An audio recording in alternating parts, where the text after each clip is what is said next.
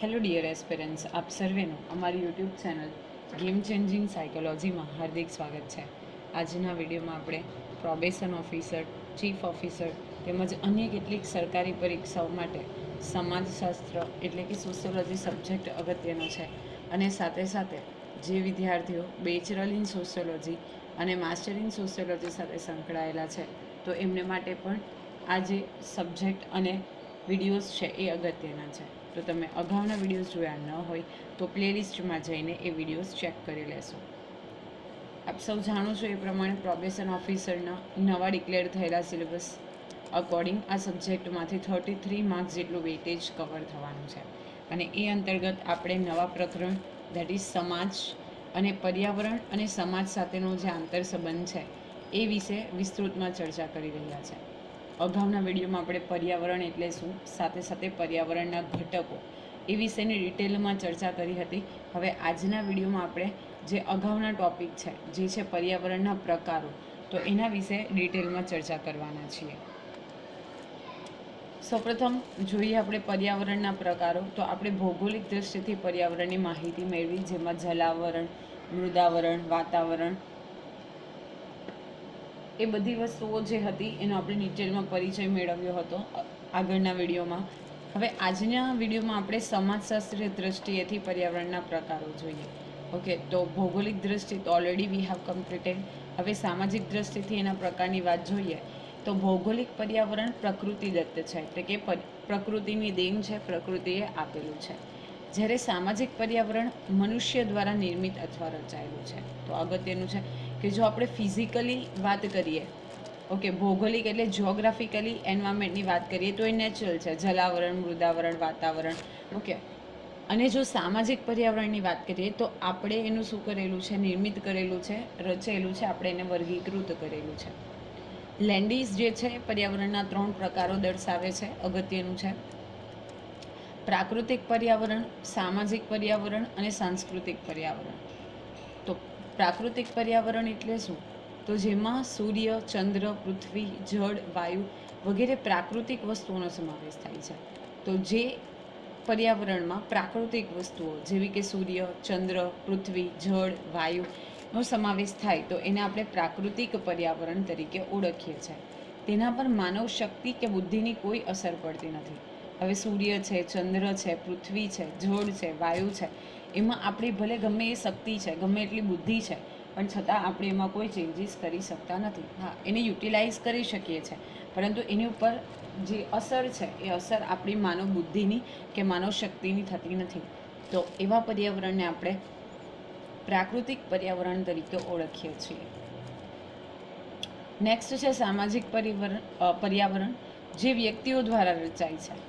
વ્યક્તિ જન્મથી મૃત્યુ સુધી તેની સાથે જ સંકળાયેલી રહે છે. તો જે પર્યાવરણ બેઝિકલી વ્યક્તિ દ્વારા રચાય છે, જેમ કે કોઈક રીત રિવાજો હોય, ટ્રેડિશન્સ હોય, બિલીફ હોય એટલે કે માન્યતાઓ હોય, તો એને આપણે સામાજિક પર્યાવરણ તરીકે ઓળખીએ છીએ. અને જન્મ થતાં જ વ્યક્તિ સમહાવ આ જે સામાજિક પર્યાવરણ છે એટલે કે સોશિયલ એન્વાયરમેન્ટ છે એની સાથે સંકળાયેલી હોય છે અને મૃત્યુ સુધી તેનો એક ભાગ રહે છે, એની સાથે સંકળાયેલી રહે છે.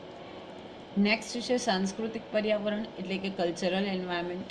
તો જે રીત રિવાજો અને પરંપરાઓથી રચાય છે.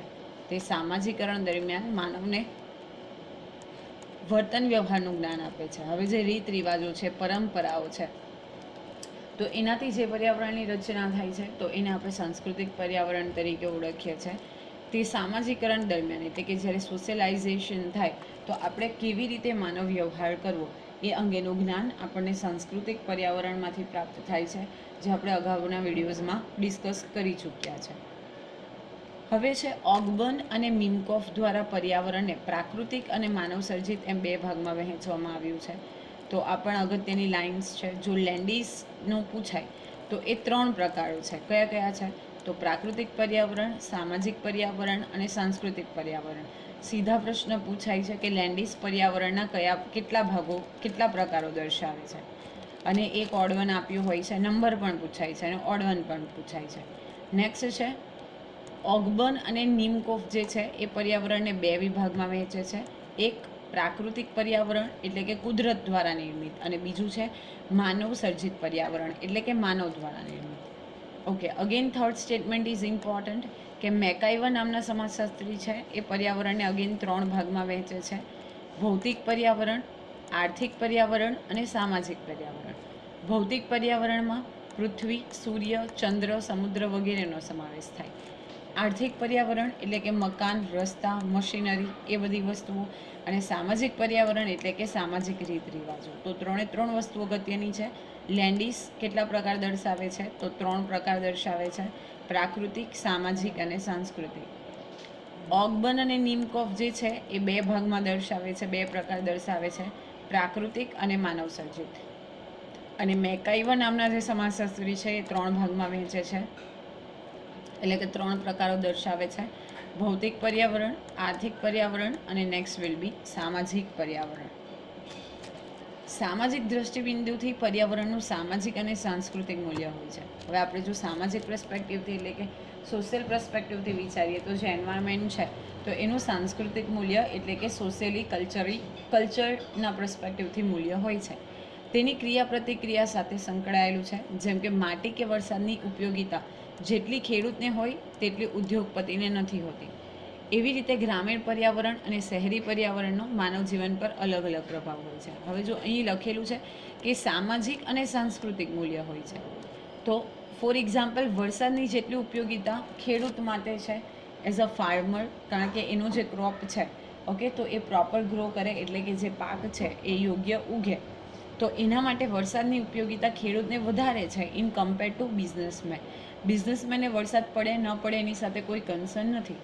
તો દરેક ફ્રેઝ ઉપર આ જે પર્યાવરણ છે તો એનું દ્રષ્ટિબિંદુ અને એનું મૂલ્ય જે છે અલગ અલગ છે. બીજું એક્ઝામ્પલ આપવામાં આવેલું છે કે ગ્રામીણ પર્યાવરણ અને શહેરી પર્યાવરણનો માનવ જીવન પર અલગ અલગ પ્રભાવ હોય છે. હવે ગ્રામીણ પર્યાવરણની વાત કરીએ તો ત્યાંનું પર્યાવરણ હોય તો એ શાંત હોય, ઓકે, જે હવા છે એ તમને શુદ્ધ મળે.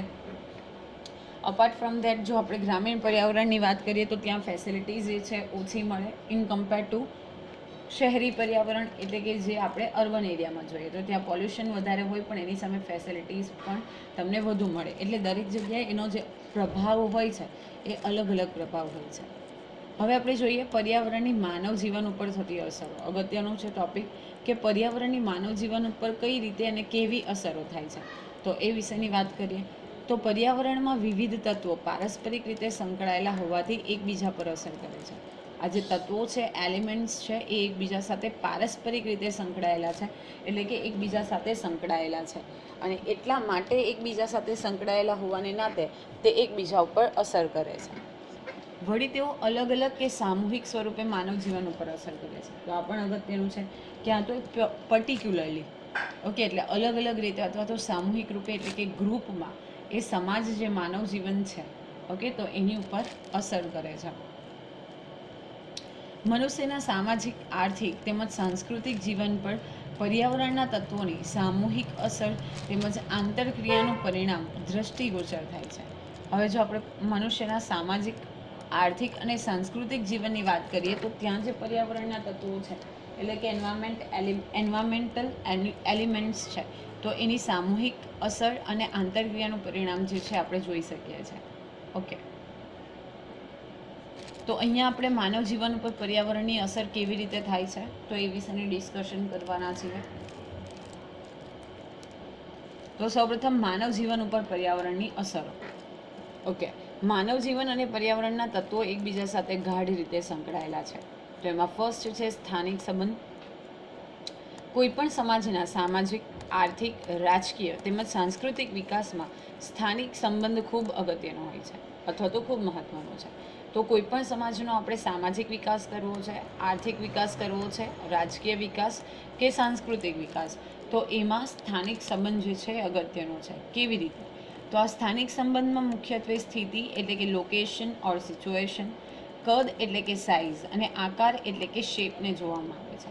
હવે આપણે સ્થાનિક સંબંધની વાત કરીએ તો એમાં કઈ કઈ વસ્તુઓનો અભ્યાસ કરવામાં આવે અથવા કઈ કઈ વસ્તુઓ એનો પાર્ટ છે. તો location or situation that is સ્થિતિ, નેક્સ્ટ છે કદ એટલે કે સાઇઝ અને પછી છે આકાર એટલે કે શેપ.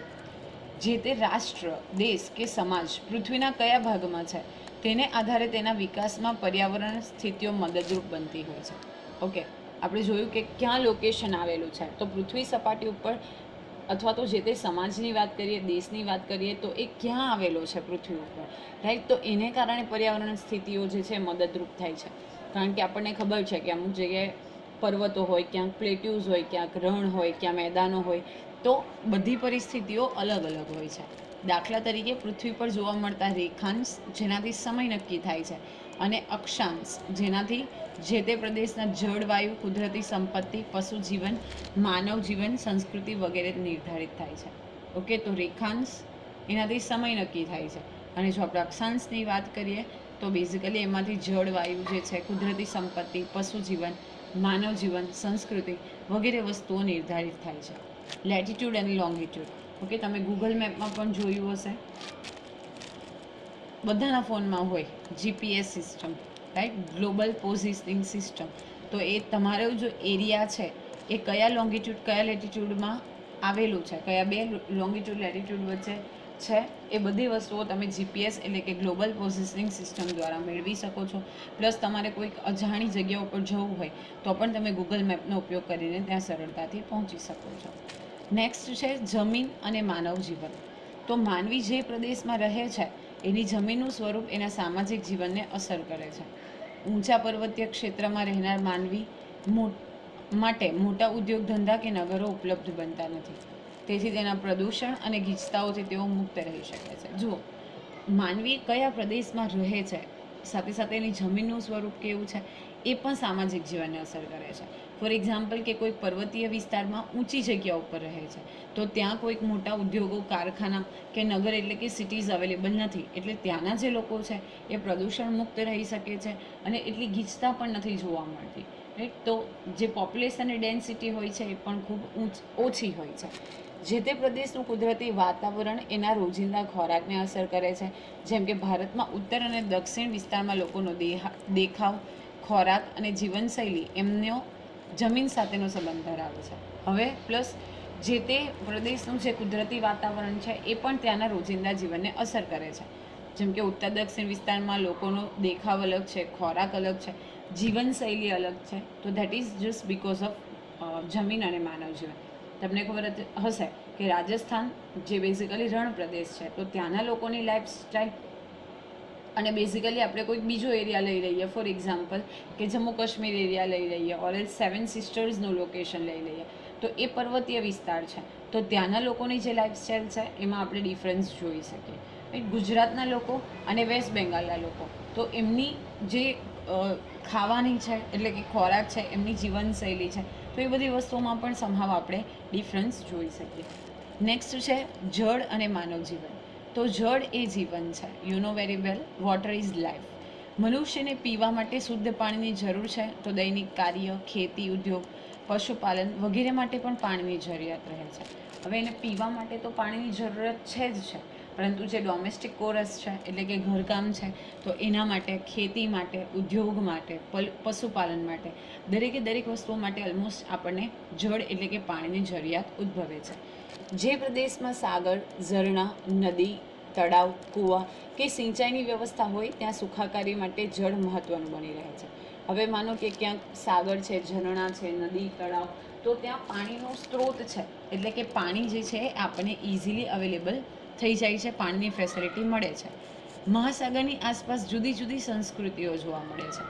જળને લીધે મત્સ્ય ઉદ્યોગ, વહાણવટું અને વિદેશી વેપાર થઈ શકે છે. ઓકે, તો મેરીટાઈમ બિઝનેસ છે એ ઇઝીલી આપણે કરી શકીએ છીએ. અપાર્ટ ફ્રોમ દેટ મત્સ્ય ઉદ્યોગ છે, વહાણવટું છે, વિદેશી વેપાર, એ બધી વસ્તુઓ થઈ શકે જો આપણી પાસે મહાસાગર હોય અથવા તો જળ વોટરવેઝ અવેલેબલ હોય. ઓકે, વોટર રિસોર્સિસ અવેલેબલ હોય. આમ માનવ જીવન સાથે જળ અભિન્ન રીતે સંકળાયેલું છે. તે સમાજ જીવન અને અર્થવ્યવસ્થાને અસર કરે છે. ઓકે, તે અર્થવ્યવસ્થા એટલે ઇકોનોમીને પણ ઇફેક્ટ કરે છે. કારણ કે જો આપણે વિદેશી વેપાર કરી શકીએ, તમને ખબર હશે કે જો ભારતની આપણે વાત કરીએ તો નીચેનો જે પોર્શન છે, ઓકે, તો એ 3 sides are cover with water. તમને ખબર જ હશે, એટલા માટે આપણે એને પેનિન્સ્યુલર કહીએ છીએ. અહીં આપણે વાત કરીએ તો અરેબિયન સી આવશે. ઓકે, નીચે આપણે વાત કરીએ તો Indian ocean, and here we have બે ઓફ બેંગાલ, રાઈટ. તો 3 જે સાઇડ છે એ આપણે પાણીથી કવર છે, અને અહીંયાથી આપણે મેક્સિમમ જે ટ્રેડ છે, ઓકે, વિદેશી વ્યાપાર છે એ કરીએ છીએ. નેક્સ્ટ છે માટી, ખનિજ અને માનવ જીવન.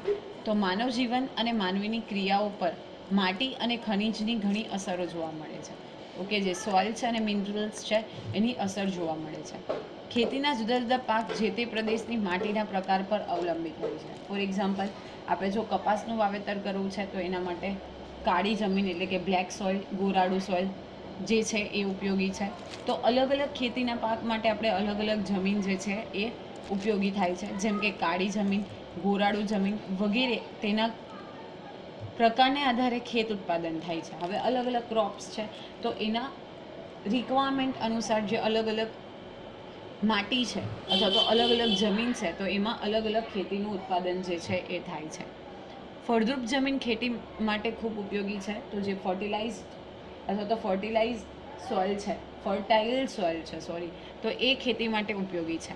ભારતમાં શણ એટલે કે જૂટ, નારિયેળી, સૂતર વગેરે ઉદ્યોગો જે તે પ્રકારની માટી સાથે સંબંધિત છે. આપણે જો શણની વાત કરીએ તો મેક્સિમમ જે છે એ વેસ્ટ બેંગાલમાં થાય છે. ઓકે, નારિયેળીની વાત કરીએ તો જે દરિયા કિનારાનો વિસ્તાર છે તો ત્યાં આપણે જોઈ શકીએ તો એનો સંબંધ જે છે એ જે તે પ્રકારની માટી સાથે છે. માનવી ખનિજો એટલે કે મિનરલ્સ જે છે એનો ઉપયોગ પોતાના ઉદ્ભવકાળથી કરતો આવ્યો છે. પાષાણ યુગ એટલે કે જ્યાં પથ્થરથી બધી વસ્તુ બનતી હતી, તામ્ર યુગ, ધેન કાંસ્ય યુગ, લોહ યુગ વગેરે યુગો ખનિજ તત્વો સાથે સંકળાયેલા રહ્યા છે. વર્તમાન સમયના ઔદ્યોગિક વિકાસમાં ખનિજ પદાર્થો ઉપયોગી બન્યા છે. હવે આપણે કોઈ પણ ઔદ્યોગિક વિકાસ સાધવો છે તો એના માટે મિનરલ્સ જે છે એ ખૂબ ઉપયોગી સાબિત થયા છે. જેમ કે ચૂનાના પથ્થર એટલે કે લાઇમસ્ટોન, બોક્સાઇડ, મેંગેનીઝ વગેરે. તો બીજી બાજુએ જે તે પ્રદેશમાં બહુમૂલ્ય ખનિજ પણ મળે છે. જેમ કે સોનું, ચાંદી, હીરા, પ્લેટિનમ વગેરે જે પ્રદેશના વિકાસમાં મહત્ત્વના બને છે. આ માનવ જીવન સાથે માટી અને ખનિજ તત્વો સંકળાયેલા છે. ઓકે, અલગ અલગ તમને ખબર હશે કે તો ભારતના પર્સપેક્ટિવથી આપણે જોઈએ તો અલગ અલગ જગ્યાએ ચૂનાના પથ્થર, bauxite, manganese, apart from that સોનું, ચાંદી, હીરા, પ્લેટિનમ બધી વસ્તુ અવેલેબલ થાય છે. તો એને કારણે જે તે પ્રદેશનો વિકાસ પણ થાય છે અને માનવ જીવન સાથે જ્યાં માટી અને ખનિજ તત્વો છે એ અભિન્ન રીતે સંકળાયેલા છે. તદુપરાંત કુદરતી રીતે ઊભા થતા વૃક્ષો, છોડ માનવીની શ્વસન ક્રિયાઓ પર અસર કરે છે. તમને સૌને ખબર હશે કે વૃક્ષો જે છે એ કાર્બન ડાયોક્સાઇડ લે છે અને બદલામાં આપણને ઓક્સિજન આપીએ છે અને ફોટોસિન્થેસિસની જે પ્રોસેસ છે એ કરે છે. તો એ માનવની શ્વસન ક્રિયા ઉપર અસર કરે છે. ભૌગોલિક દૃષ્ટિએ ઠંડા પ્રદેશ, ઓકે, એટલે કે જ્યાં ઠંડી વધુ હોય, ઉષ્ણ પ્રદેશ ગરમી વધુ હોય, સમશીતોષ્ણ પ્રદેશ એટલે કે ઇક્વલ ગરમી, બહુ વધારે પડતી ગરમી નહીં અને વધારે પડતી ઠંડી નહીં, કુદરતી સંપત્તિ પર અસર કરે છે. તો એ પણ બેઝિકલી કુદરતી જે સંપત્તિ છે એની ઉપર અસર કરે છે. એવી રીતે માનવ જીવનમાં ઉદ્ભવથી પશુઓની અસર જોવા મળે છે. તો પશુઓ પણ માનવ જીવનનો અભિન્ન અંગ છે. કેવી રીતે? તો પશુઓના અનેક રીતે ઉપયોગ થાય છે. જેમ કે માલવહનમાં, કે ટ્રાન્સપોર્ટેશનમાં, સવારીમાં એટલે કે ટ્રાવેલિંગ કરવામાં, રાઇડિંગ કરવામાં, ખોરાકમાં, ઓકે, માંસનો જે ઉપયોગ થાય છે, ચર્મ ઉદ્યોગમાં એટલે કે જે પર્ટિક્યુલર એનિમલ્સ છે તો એનું હાઇડ, HID હાઇડ એટલે કે ચામડું, એમાંથી લેધર બનાવવામાં આવે છે. ડેરી ઉદ્યોગ તો એમાંથી જે દૂધ છે, ઓકે, અપાર્ટ ફ્રોમ ધેટ દૂધની અલગ અલગ વસ્તુઓ છે તો એ બધી વસ્તુઓ દૂધ ઉદ્યોગમાં અને રક્ષણમાં પણ બેઝિકલી આપણે જે છે એમનો ઉપયોગ લઈ શકીએ છીએ. ફોર એક્ઝામ્પલ ડોગ્સ છે એક્સેટ્રા, રાઈટ. તો આજના વિડીયોમાં આપણે બેઝિકલી પર્યાવરણના પ્રકારો વિશે જોયું અને સાથે સાથે લેન્ડિસ એ 3 પ્રકાર દર્શાવે છે: પ્રાકૃતિક, સામાજિક અને સાંસ્કૃતિક. ઓગબર્ન અને નિમકોફ એ 2 પ્રકાર, પ્રાકૃતિક અને માનવસર્જિત. મેકાઈવર જે છે એ ભૌતિક, આર્થિક અને સામાજિક. અપાર્ટ ફ્રોમ ધેટ આપણે માનવ જીવનની અસર, એમાં સ્થાનિક સંબંધ, જમીન અને માનવ જીવન, જળ અને માનવ જીવન, માટી, ખનિજ અને માનવ જીવન એ વિશે આપણે વિસ્તૃતમાં ચર્ચા કરી. આશા રાખું છું કે વિડીયોમાં તમને સમજ પડી હશે. વિડીયો પસંદ પડે તો વિડીયોને લાઇક કરી અને શેર કરવાનું ભૂલશો નહીં. અને આવા જ વધુ વિડીયોની અપડેટ્સ મેળવવા માટે even you can subscribe our YouTube channel game changing psychology. Thank you for watching the video. Have a nice day.